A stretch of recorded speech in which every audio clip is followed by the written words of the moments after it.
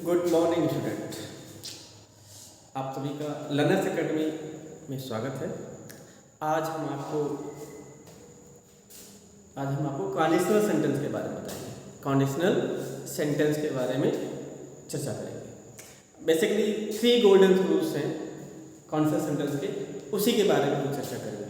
उसका स्ट्रक्चर क्या होता है और उनकी मीनिंग क्या होती है, कैसे पहचाने कहाँ किस पार्ट में फॉल्ट है और कैसे उसको सही करें, इसी पे फोकस करेंगे। और कोई बात नहीं, नाम है कंडीशनल सेंटेंस।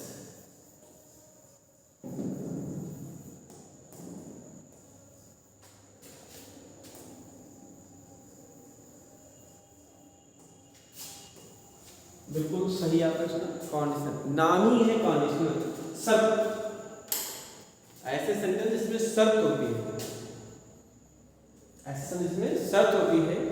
एग्जाम्पल के तौर पे हम बात करें, यदि वह आएगा तो मैं उसको पढ़ाऊंगा, यदि वह आएगा तो मैं उसको पढ़ाऊंगा।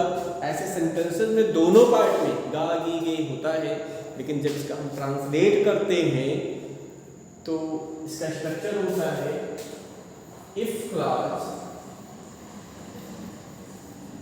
इफ क्लॉज का दूसरा नाम है subordinate clause,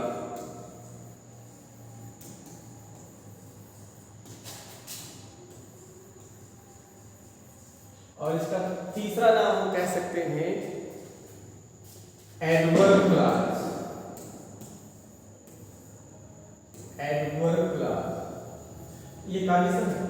main if clause है, सबऑर्डिनेट क्लॉज है, उसी कहते हैं, उसी को एडवर्ब क्लॉज कह सकते हैं या एडवर्ब क्लॉज ऑफ कंडीशन भी कह सकते हैं। अगर हम इसकी बात करें तो एक adverb clause of condition, adverb clause of condition.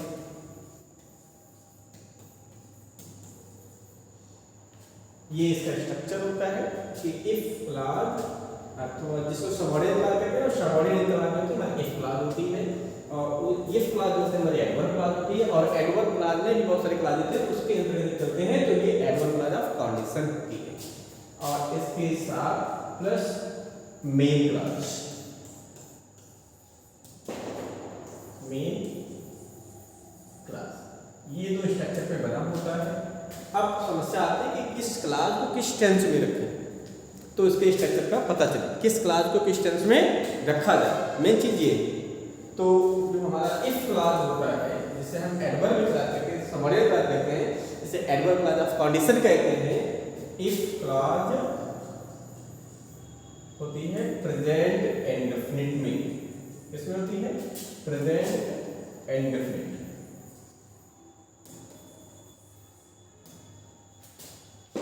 Present indefinite में होती है। और हमारी जो मेन क्लॉज होती है, जो मेन क्लॉज होती है वो हमारा जो होता है फ्यूचर इंडेफिनिट, फ्यूचर इंडेफिनिट। अब हमने आपको बताया था कि यदि वह आएगा तो मैं उसको पढ़ाऊंगा, मैं उसकी मदद करूंगा। ऐसे सेंटेंसेस होते हैं, तो इसका जो ट्रांसलेशन करते हैं इसका हो जाएगा if he comes, if he comes I will teach him, पढ़ाऊंगा या मदद करूंगा, हेल्प हिम। यही इसका सही रूप है। अगर इसका हम दूसरा रूप बना दें, जैसे कि जो सेंस है इसका कि इफ हिंदी वाक्य पढ़े, यदि वह आएगा तो मैं उसको पढ़ाऊंगा। If he will come I will teach और हेल्प हिम, जो कि गलत होगा, बिल्कुल गलत होगा, सही हो ही नहीं सकता। जबकि हिंदी मीनिंग है कि यदि वह आएगा तो मैं उसको पढ़ाऊंगा या मैं उसकी मदद करूंगा। जब ट्रांसलेट करेंगे तो हो जाएगा if he comes I will teach him अथवा हेल्प हिम। अब बात आती है, हमने आपको प्रश्न करवा दिया ये चीजें। इफ क्लास जो हमारी है वो सबऑर्डिनेट क्लास है, उसे हम एक नाम इफ क्लास का भी दे सकते हैं, सबऑर्डिनेट क्लास का भी दे सकते हैं। और अच्छी चीज जानकारी मिल रही है कि क्लास कई प्रकार के हैं, उसमें कौन सी क्लास है, एडवर्ब क्लास है। और एडवर्ब क्लास भी कई प्रकार की होती है, तो उसमें एडवर्ब क्लास ऑफ कंडीशन है, ये मेन चीज। हाँ, इसमें एक चीज और आपको ध्यान रखना है कि क्लास जो हमारी है, जो स्ट्रक्चर है इसका जिससे बात कर रहे थे, कोई क्लास आगे पीछे हो सकती है, बशर्ते शर्त है कि यदि इफ क्लास आएगी पहले तो कॉमा आएगा। और इसी सेंटेंस में अगर हम बात करें मेन क्लास की, अगर मेन क्लास पहले आएगा तो इफ जो कि जो कंजंक्शन है, जो सबऑर्डिनेट कंजंक्शन है वो बीच में आएगा। अब जब सबऑर्डिनेट कंजंक्शन बीच में आ जाता है तो उसके पहले कोई कंजंक्शन नहीं लगता है, सामान्यतः किसी कंजंक्शन का यूज नहीं होता है, इसलिए उसको हम उसके साथ फिर कॉमा का प्रयोग नहीं करेंगे। जैसे I will teach him, if अब कॉमा का यूज नहीं होगा, if he comes, if he comes, तो ये हो जाएगा। ये इसका स्ट्रक्चर, किसी भी क्लास को आगे पीछे किया जा सकता है, इसमें कोई दिक्कत कोई समस्या नहीं। बस करते समय आपको ध्यान रहे कि यदि इफ क्लास पहले आएगी तो बीच में कॉमा का यूज होगा, यदि इफ क्लास बीच में आएगी, बाद में आएगी, तो कॉमा का यूज नहीं होगा। ठीक इसी प्रकार से दूसरा स्ट्रक्चर है यदि वह आया होता, यदि वह आया होता तो मैं उसको पढ़ाया होता।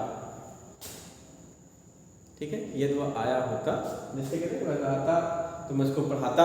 चलिए ये समझ लीजिए, यदि वह आता तो मैं उसको पढ़ाता। ऐसी सिचुएशन में बस इतना सा करना है, इसका स्ट्रक्चर हो जाएगा, इसका स्ट्रक्चर हम बना दें तो इसका हो जाएगा इफ क्लास, यदि सब यहाँ भी है तो इफ क्लास हमारी किसमें होगी, इफ क्लास हमारी पास्ट इंडेफिनिट में होगी, पास्ट इंडेफिनिट में होगी। और जो मेन क्लास है, और जो मेन क्लास है वो हमारे future indefinite in past, future indefinite in past. In past का मतलब हुआ कि विल शैल का वुड हो जाएगा, कैन का वुड हो जाएगा, मे का माइट हो जाएगा, यही है पास्ट। तो हमने कहा स्ट्रक्चर बना के इसका सेंटेंस बना देते हैं। सेंटेंस बनाएंगे तो बन जाएगा इफ ही केम, अब कम की जगह केम, और फिर कॉमा लगेगा, हो जाता I would teach, I would teach him, ये इसका स्ट्रक्चर हो जाएगा। सेम चीजें हैं, आगे पीछे किसी भी क्लास को किया जा सकता है, सेम पैटर्न है। ये हमारी सबऑर्डिनेट क्लास है, ये हमारी सबऑर्डिनेट क्लास है। सबऑर्डिनेट क्लास में एडवर्ब क्लास है, एडवर्ब क्लास ऑफ कंडीशन है, और ये हमारी मेन क्लास है। किसी भी क्लास को आगे पीछे किया जा सकता है, इसमें कोई दिक्कत नहीं है। ठीक है। अगला नंबर आता है, अगला एक 3 गोल्डन रूल्स की बातें कर रहे थे, एक हुआ फिर दूसरा हुआ, और तीसरा जो हमारा है वह है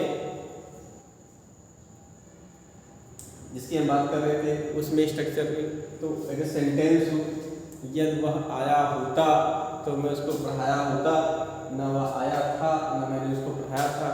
ऐसे सिचुएशन में, सेंटेंसेस में जिसको हम स्ट्रक्चर बनाते हैं, इसका ट्रांसलेट करते हैं, तो सिंपल सी बातें हैं, स्ट्रक्चर में ये वाला रहता है। इफ क्लास पास्ट परफेक्ट में होता है, पास्ट परफेक्ट में होता है, और इसके बाद हमारा मेन क्लास है, मेन क्लास जो है वो future perfect in past, future perfect in past तो बता ही चुके हैं कि बिल सैल का कुड हो जाएगा, कैन का कुड हो जाएगा, मे का माइट हो जाएगा।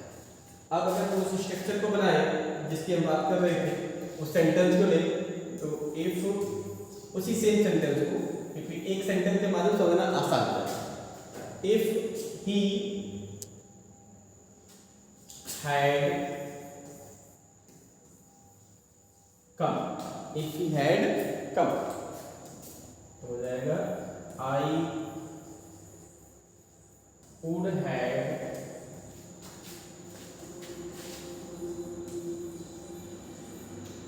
taught him, I would have taught him। तो इस प्रकार से ये 3 गोल्डन रूल्स हैं, इतना ही हमें ध्यान रखना होता है।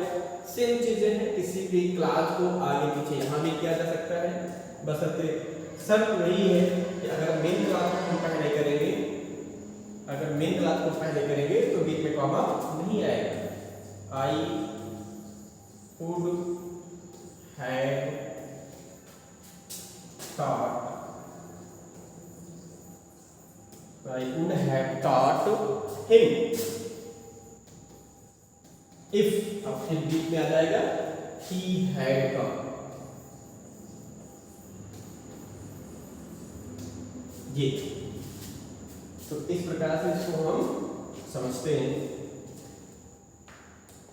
और दूसरे रूप में एक तो आप समझ चुके हैं, शॉर्ट में एक स्ट्रक्चर बना दें कि सबऑर्डिनेट क्लास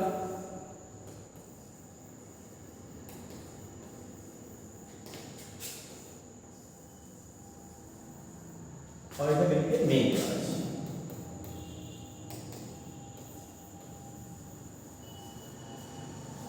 अब इनका जो स्ट्रक्चर है वो हमें ध्यान रखना है कि सबऑर्डिनेट में होगी प्रेजेंट इंडेफिनिट,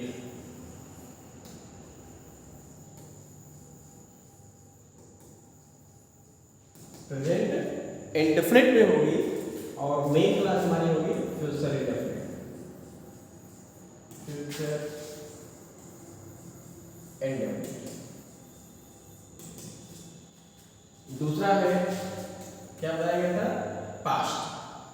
दूसरा बताया गया था आपको, हमारी क्लास होगी past indefinite.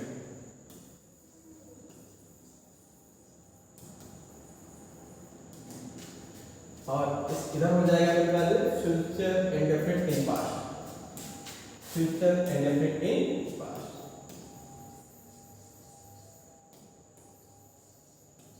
Future indefinite in past.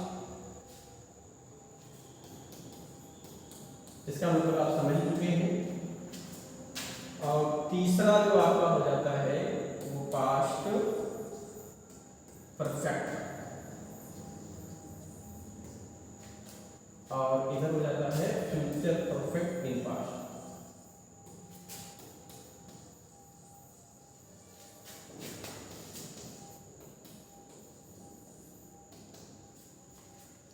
Rules तो बहुत सारे हैं, लेकिन 3 गोल्डन रूल्स की जिनकी हम चर्चा कर रहे थे, यही 3 गोल्डन रूल्स हैं जिन्हें हमें याद रखना है, थोड़ा ध्यान रखना है।